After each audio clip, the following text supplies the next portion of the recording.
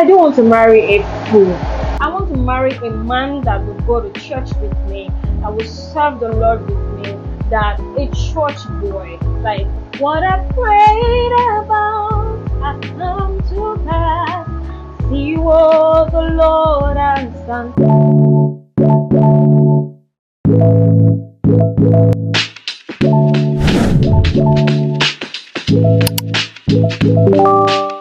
Hey guys, welcome back to my YouTube channel.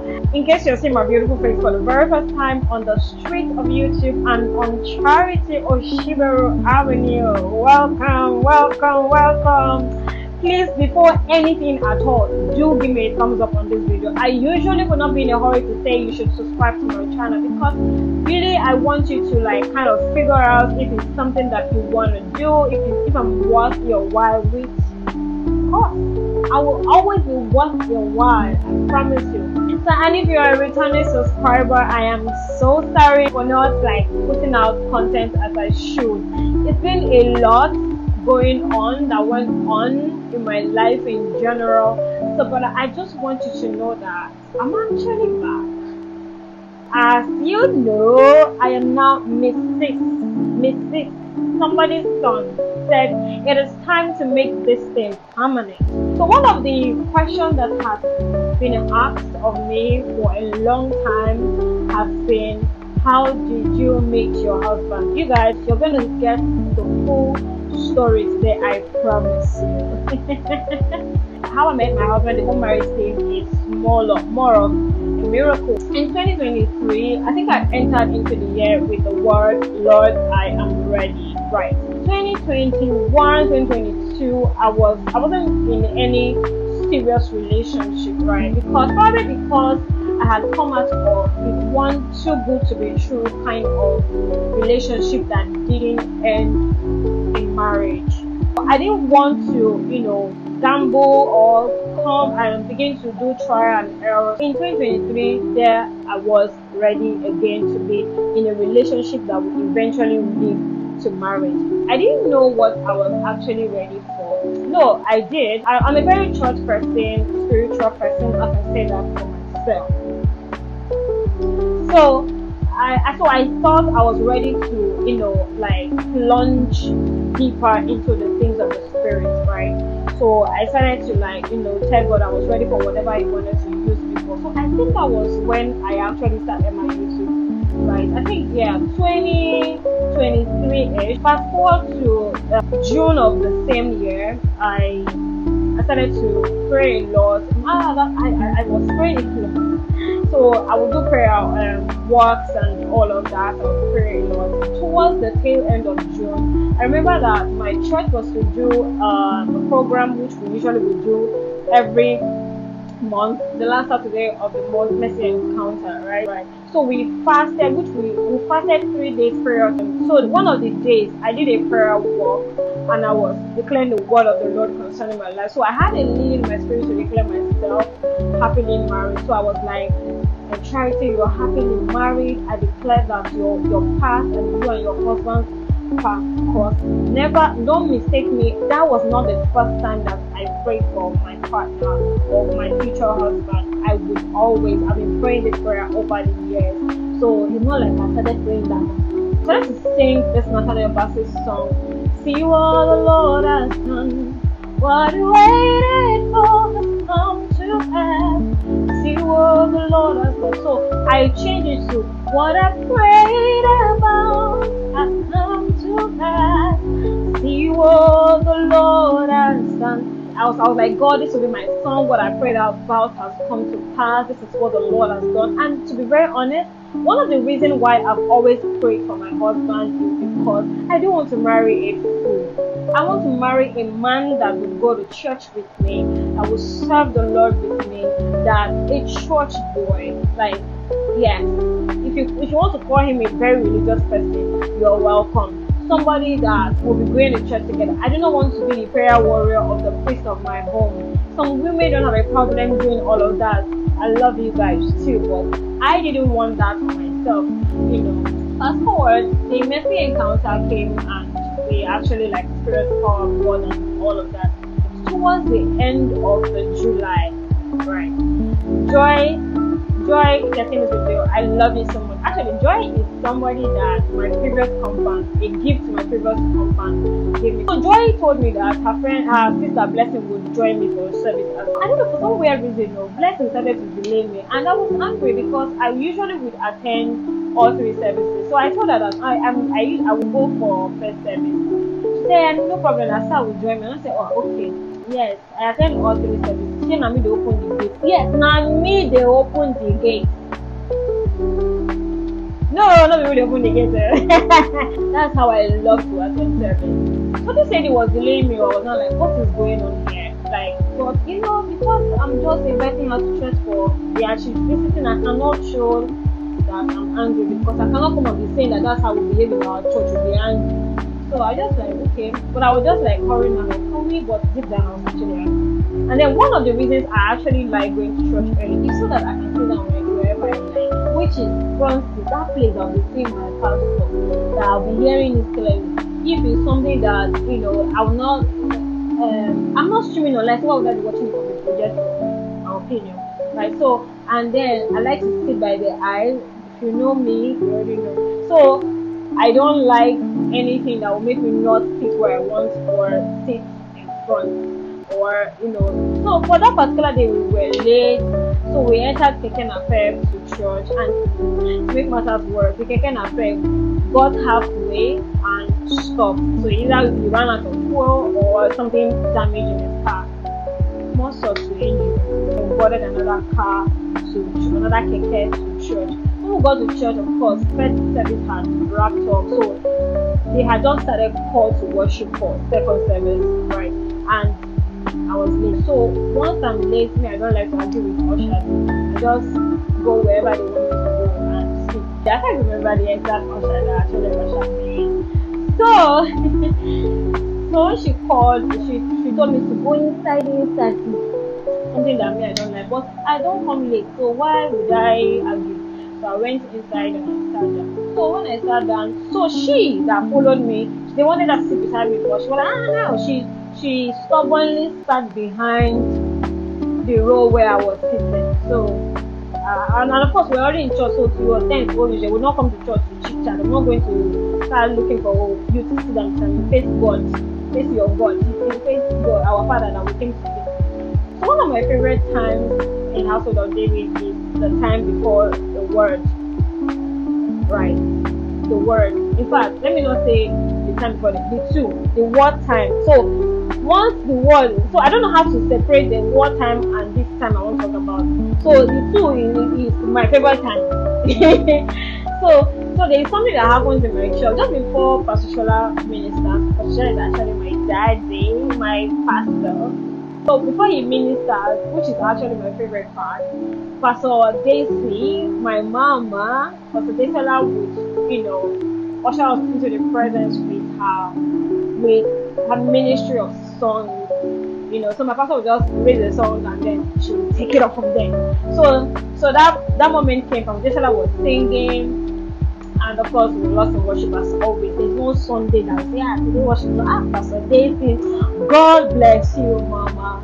If you ever see this video, God bless you. God will continue to crown you. He will continue to use you. So yeah, the worship was going on, and so I was not in worship or just singing. So towards the end of this worship session, so I just quickly just looked by my side, or maybe I don't know what actually led me to look by myself. So I saw this young man, knelt down, lost in worship, and I think he was crying. Like you could actually see that he was lost in worship of his beloved, right?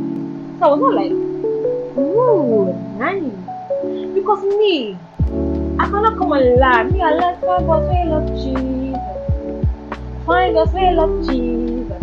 That is the generation that I am. So I was like, ooh, nice. So it's one of the first ways to be attractive to me. So me, I'm not somebody of 6-pack and all of the pack you should have is the pack of Jesus in one pack. Awesome. So yes, I'm like, oh nice, that's That's impressive. That's attractive. So Pastor Shella will always say, this one that wants to want somebody. You know, you always, this is a ritual, like people you have a ritual in church. I mean, something that we do. Because before you know it, someone will be like, we used to do ritual in church.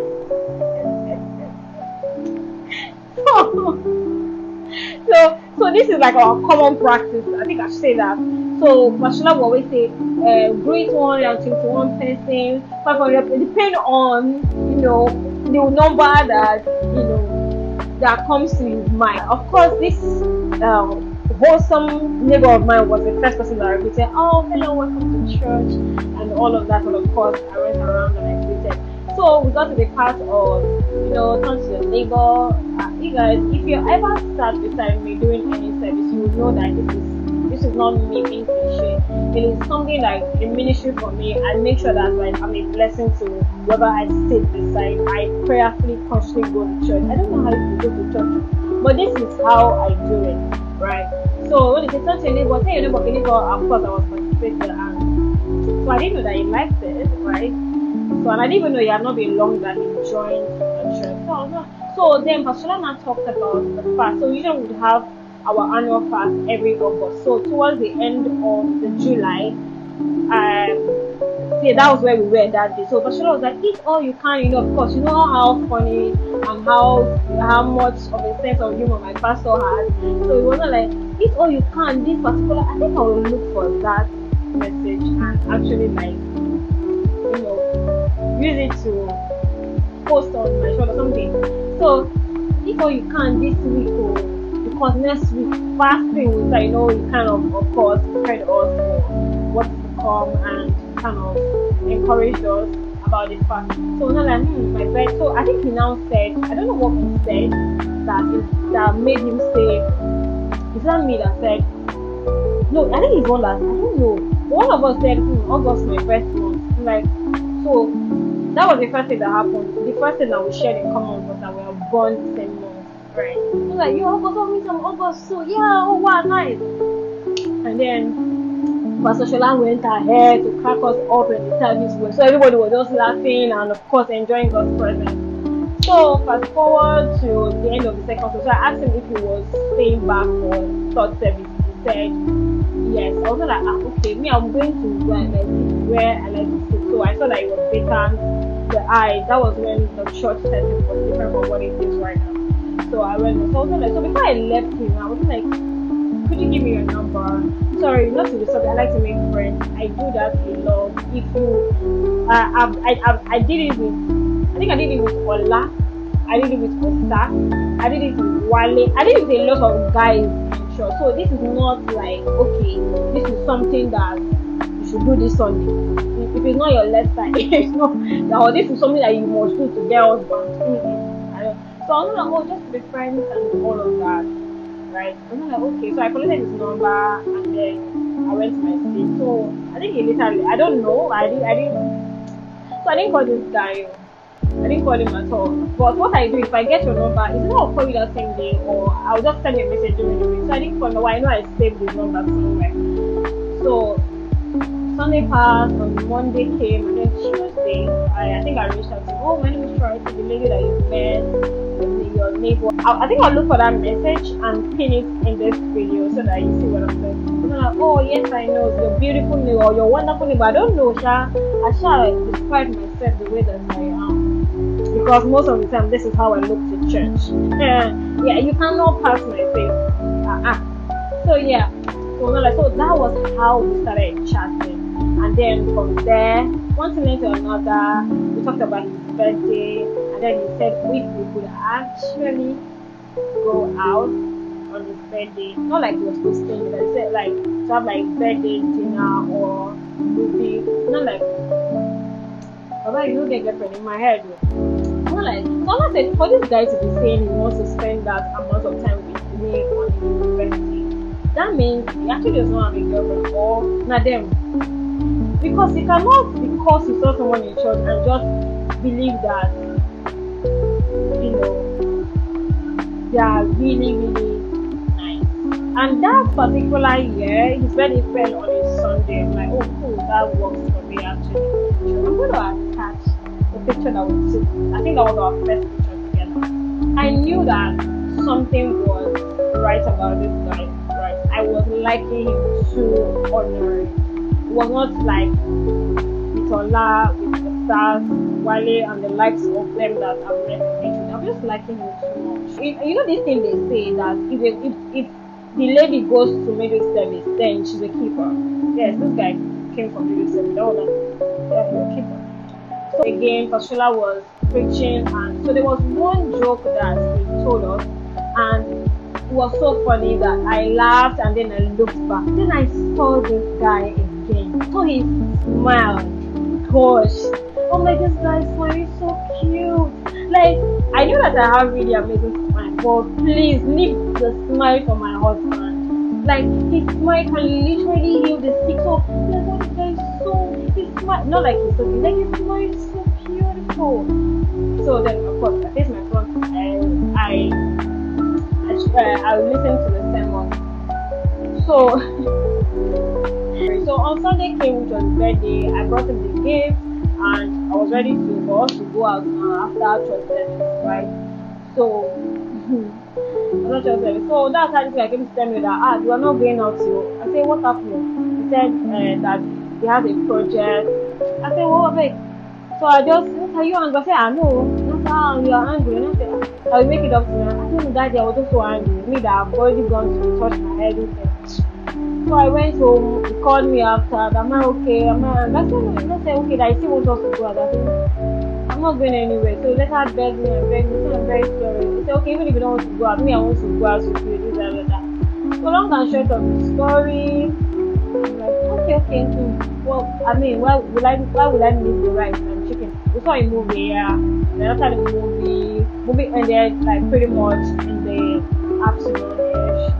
So we just started to walk around the mall and all of that. And before now, actually, I think I skipped. I liked this guy, and I would like him too. And I prayed about it. I said, God, I'm not here to waste my time. If this guy likes me as much as I do, I'm not going to go and meet one man and say, toast me now. So please, he's the one that will come and tell me that he likes me now. So I said, please talk, let him answer me and let him tell me. So, or if he's someone that I have to first. So let it just be that. But like him, I was honest with God because I liked him before. So I don't even know that he was there doing press up on how to talk to me because he felt like I'm one lady that I might turn him down. So I don't know, it was doing press up. So that day went to see a movie, right? So it was just holding me too much. I'm not going to assume that we are dating when we are not. So we started talking about life, so I think he now popped the question and said, would you be my girlfriend? So he said, I don't want you to give me a hard yes, a hard no, and a simple yes. I want you to talk about it.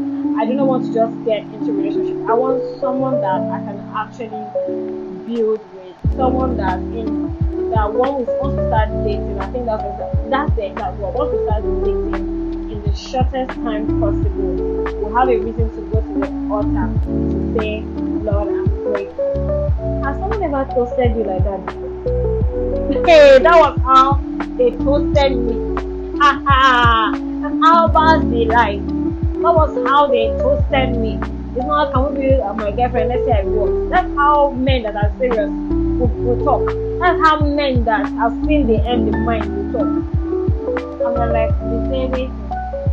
I said, there's nothing to think of. Oh, yes. My answer is yes. I like you too. It's not like, really? Just like, I said, yes, I liked you a little bit too much. And I prayed about it that if that's what God wants to do, that you should let you ask. Oh, wow, I like that. And then we got comfortable, holding very well now. So as we were there, that was how one of my pastors just passed by. Pastor Bele passed by the most. I didn't know that he had seen us. That's why he walked towards me. I saw you. Can you come and greet him? I'm like, So we greeted, and do you know what my husband said? He said, for this man to come, that means he has sealed it is the anointing. The anointing of the Lord. I like spiritualize the whole thing, which I like. I like me some spiritual man, you know. So that was how we started dating. Right. 3 months after we started our counseling in church, and the rest they say is history. Today I am now Mrs. Charity Ishibero. What is that one thing that you learned from this story? What is that thing that you picked from this story? Right. Please drop me a comment below. Tell me the part that you really loved about this story, and if you have any other question at all as regards, so the thing is, how did I know that he's my husband? If you know, you know. The people that say if you know, you know. Said it because if you really know, you know. There's no other way there's no way to describe how to know. If you know, you know.